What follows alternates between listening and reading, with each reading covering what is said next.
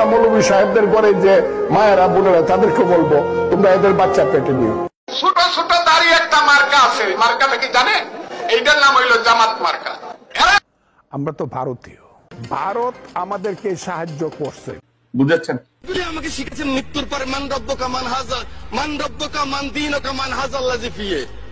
এই মানুষটা শিখিয়েছে আমার মৃত্যুর পরে যখন কবর রাখবেন, মিনহা খালাকনাকুম ওয়া ফিহা নুইদুকুম ওয়া মিনহা নুখরিজুকুম তারাতুন উখরা।